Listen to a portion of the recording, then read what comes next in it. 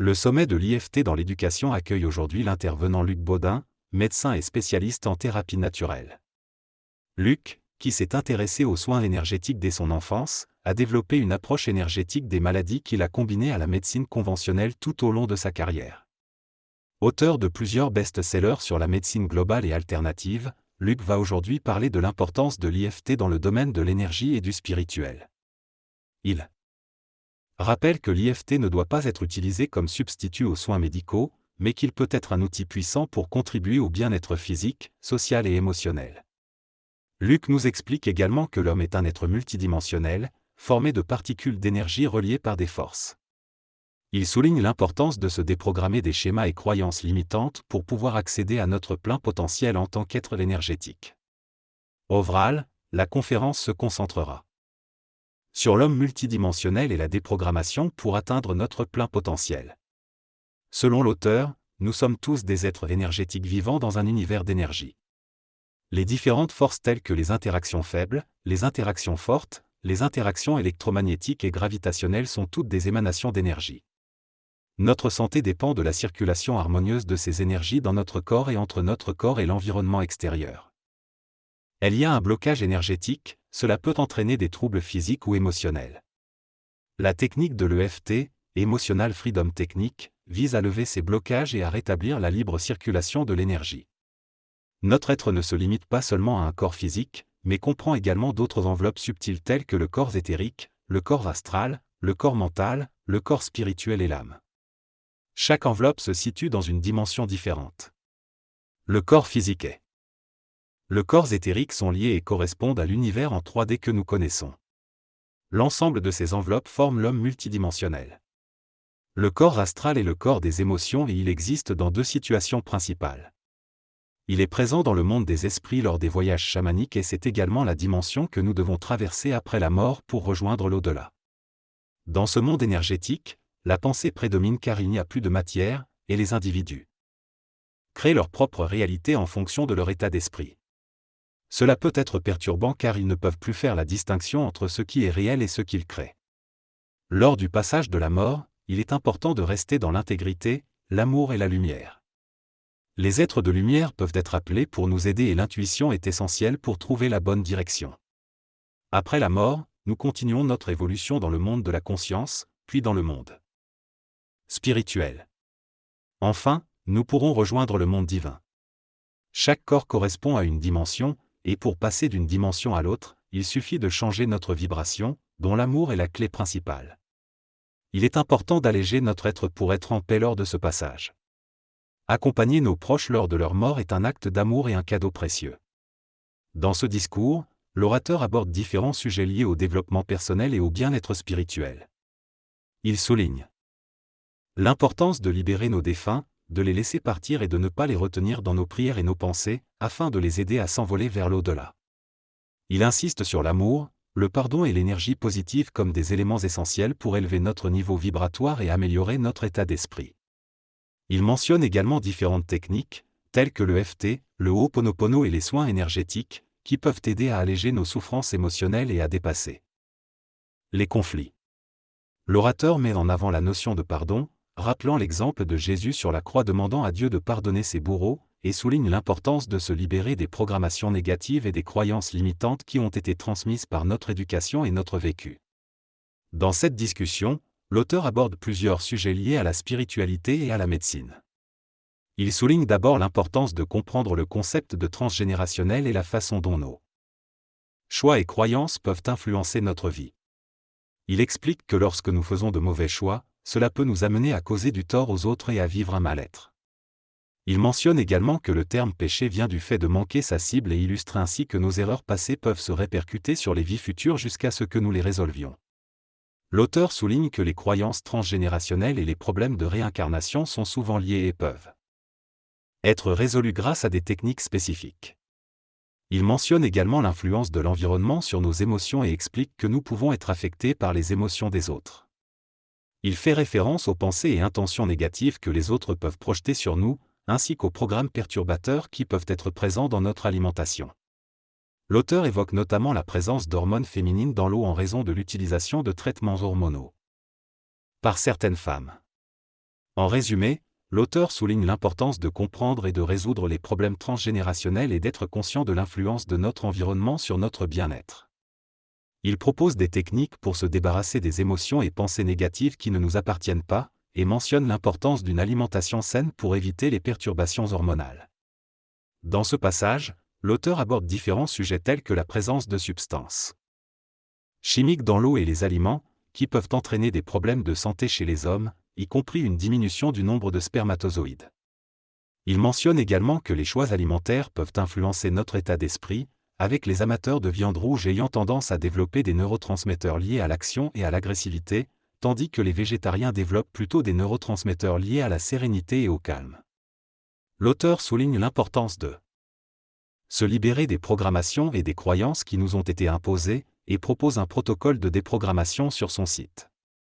Enfin, il évoque l'intégrité et la nécessité d'éviter de faire des compromis qui pourraient nous éloigner de notre chemin de vie, et encourage le développement de pensées positives et d'amour pour élever notre niveau vibratoire et accompagner les changements mondiaux actuels. La question des programmations et des perturbations énergétiques est abordée. Il est mentionné que nos croyances et notre éducation peuvent venir de nos ancêtres et de nos parents.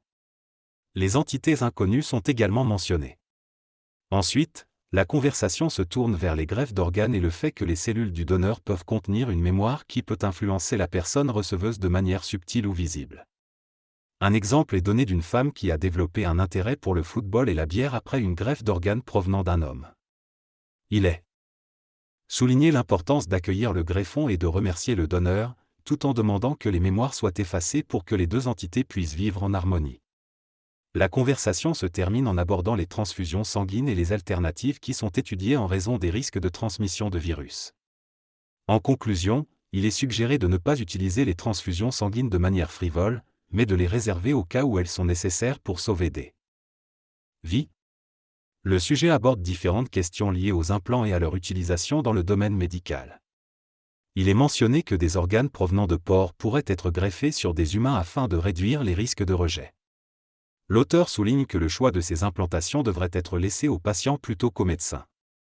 Il mentionne également que les implants peuvent perturber le champ électromagnétique des personnes et évoque la possibilité d'implants non consentis ou utilisés à des fins de contrôle mental. L'auteur soulève ainsi des inquiétudes quant à l'utilisation et aux conséquences des implants. Dans cette discussion, la personne aborde différents sujets liés aux implants, aux maladies dentaires et aux greffes médicales. Elle souligne l'importance de prendre conscience de ces sujets et de se renseigner pour pouvoir agir en conséquence.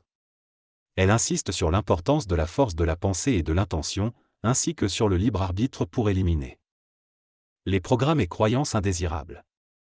Elle encourage à ne pas avoir peur de ces informations et rappelle qu'il est possible de demander de l'aide pour effacer les implants ou sorts et retrouver notre liberté.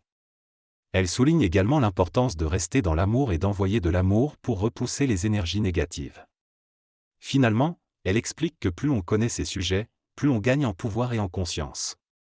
Dans cette déclaration, l'orateur exprime son admiration pour la capacité du corps humain à s'adapter aux perturbations environnementales, telles que les polluants et les champs électromagnétiques artificiels. Il souligne l'importance de la pensée positive et de la demande dans la réalisation de nos souhaits. Il donne l'exemple de la capacité à voir les chakras en demandant simplement à les voir. Il explique également que les soins énergétiques fonctionnent en se basant sur des principes de base communs, indépendamment de la croyance en des entités spirituelles spécifiques. Luc partage généreusement beaucoup de contenu sur sa chaîne YouTube et son site web, ainsi que dans ses livres. Il est important de comprendre le sommet et de ne pas se bloquer sur les mots. Chacun peut travailler avec sa propre croyance et son niveau de conscience. Il faut être tolérant envers les croyances des autres et ne pas se bloquer sur les mots utilisés. L'amour est un sentiment qui vient naturellement et spontanément, il ne faut pas se demander comment le ressentir. L'amour se multiplie lorsqu'on le donne et il est important de ne pas diviser mais plutôt de le partager autour de nous. La déprogrammation permet de retrouver sa liberté et de développer son plein potentiel de façon consciente. Les jugements et les choix sont influencés par les croyances et les valeurs inculquées de manière inconsciente. Chacun doit être ouvert aux opportunités et choisir ce qui correspond à ses capacités et objectifs. Dans cette histoire, une femme avait le choix entre deux emplois, l'un à 50 km de chez elle, offrant des possibilités d'évolution de carrière, et l'autre à proximité de son domicile, mais sans perspective d'avancement. Au départ, elle se justifiait en disant avoir choisi le travail proche de chez elle par pragmatisme, mais après une exploration plus profonde, elle se rendit compte que sa véritable raison était la peur de prendre un poste à responsabilité, due à des croyances limitantes qui lui avaient été inculquées depuis son enfance. Elle avait intégré l'idée qu'elle ne valait rien et ne réussirait jamais dans sa vie. Elle choisit donc l'emploi qui correspondait à cette croyance, même si cela impliquait des contraintes logistiques. Cependant, après un travail sur cette croyance, elle réalisa que prendre le risque de l'emploi éloigné aurait été une expérience importante dans sa vie, pour éviter d'avoir des regrets plus tard. L'auteur souligne également l'importance de vivre nos rêves, aspirations et désirs, car ils sont en harmonie avec notre être et notre chemin de vie, et c'est là que nous trouvons le bonheur. La discussion porte ensuite sur le fait que nous sommes faits pour vivre dans l'amour plutôt que dans la souffrance, et que la souffrance est un signal d'alerte indiquant que nous sommes sur la mauvaise voie. Enfin, il est mentionné que la déprogrammation des croyances limitantes permet une ouverture d'esprit et un développement de la pensée, conduisant à une meilleure ouverture de conscience et à un épanouissement dans l'amour. Lors de cette conférence, il a été évoqué l'importance de prendre en compte les animaux et leur bien-être. L'intervenant a également mentionné la sylvothérapie et le fait que lorsqu'on parle d'amour, cela englobe tout. Plus on se connecte à l'amour, plus on s'approche de l'unité, bien que cela soit difficile à décrire. Il a également été recommandé de parler de l'aura et de son lien avec les soins énergétiques. Le concept d'aura a été expliqué comme étant le fait de mettre en lumière les problèmes pour que l'esprit en prenne conscience et puisse les résoudre. L'intervenant a partagé une anecdote sur une agence de voyage appelée Aura et son lien avec la signification du terme en Nouvelle-Zélande. Il a également évoqué la civilisation lémurienne qui aurait été la première civilisation humaine sur Terre et qui aurait travaillé sur l'amour, l'énergie et la pensée. Elle aurait été préservée des programmes négatifs existants aujourd'hui. Il a été suggéré de se focaliser sur le symbole lémurien et d'explorer le code du divin. Enfin, il a été recommandé de donner de l'amour aux animaux, à nos proches et à nous-mêmes. L'orateur nous informe qu'il partagera des informations intéressantes sur son site internet, et que des surprises seront incluses dans le pack. Ensuite, il se concentre sur le soin. Il explique que cela consistera en une purification et une recharge de l'être, à travers une technique énergétique que nous pourrons répéter par la suite. Il demande à l'auditeur de s'installer confortablement, de fermer les yeux et de se détendre en effectuant quelques respirations profondes. Il encourage ensuite à recevoir les énergies de la Terre, qui régénéreront chaque partie du corps. Il mentionne également les énergies universelles provenant des galaxies, planètes, étoiles, etc. qui stimuleront l'esprit et contribueront à la régénération de l'être. Ensuite, il invite à appeler les énergies célestes qui nettoieront l'être physique et subtil. Il évoque les énergies divines qui entourent l'auditeur de bienveillance et d'amour, nourrissant la petite étincelle divine présente en lui. Cette étincelle grandit tout en purifiant l'être et en élevant ses vibrations. Luc et Anne discutent de la technique de l'étincelle divine, qui consiste à ouvrir son cœur pour laisser briller une flamme divine à l'intérieur de soi. Ils invitent les participants à recevoir les énergies et à faire briller cette flamme autour d'eux et sur l'ensemble de leur environnement, y compris sur la Terre entière. Ils soulignent les bienfaits de cette pratique, tels que la purification, l'élévation vibratoire et le bien-être. Luc mentionne que cette technique peut être répétée autant de fois que souhaité. Il conclut en remerciant les participants et en promettant de se retrouver pour de nouvelles aventures lors d'une prochaine conférence.